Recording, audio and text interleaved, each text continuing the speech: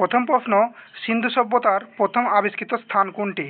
উত্তর option B, Harappa. দ্বিতীয় প্রশ্ন, হরপ্পার আবিষ্কার করেন কে?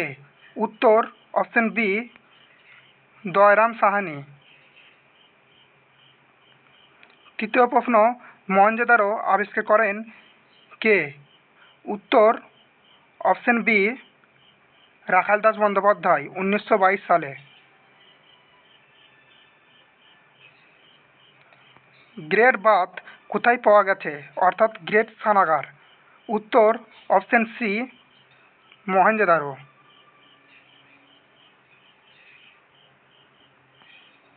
পাঁচ নম্বর প্রশ্ন, সিন্ধু সভ্যতার বন্দর নগর কোনটি? উত্তর অপশন বি, লোথাল, যেটি গুজরাটে অবস্থিত।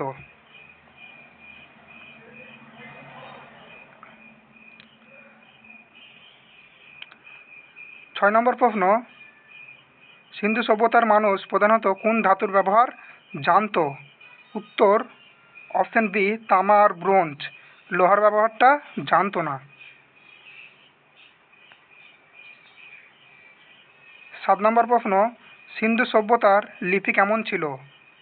উত্তর এখনো পাঠোদ্ধার হয়নি, অপশন বি। আট নম্বর প্রশ্ন, সিন্ধু সভ্যতার সময়কাল কোনটি?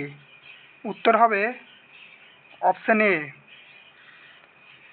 2500 থেকে 1750 অব্দ প্রায়। হরপ্পার বর্তমানে কোন দেশে অবস্থিত? উত্তর অপশন বি, পাকিস্তানে অবস্থিত।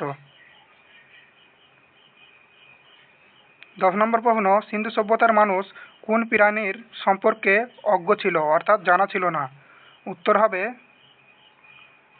অপশন বি, ঘোড়া।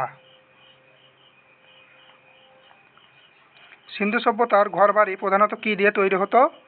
উত্তর হবে অপশন বি, পোড়ামাটির ইট। 12 নম্বর প্রশ্ন, সিন্ধু সভ্যতার বিখ্যাত নৃত্যরত কিশোরীর মূর্তি কোন ধাতুর তৈরি? উত্তর হবে ব্রোঞ্জ, অপশন বি।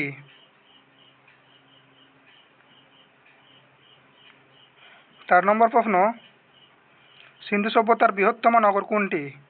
উত্তর অপশন সি। এখানে অপশন অনুযায়ী উত্তর সি নেওয়া হয়েছে, না হলে এটা রাখিগড়ি হতো। 14 নম্বর প্রশ্ন, সিন্ধু সভ্যতার শস্যাগারের জন্য বিখ্যাত স্থান কোনটি?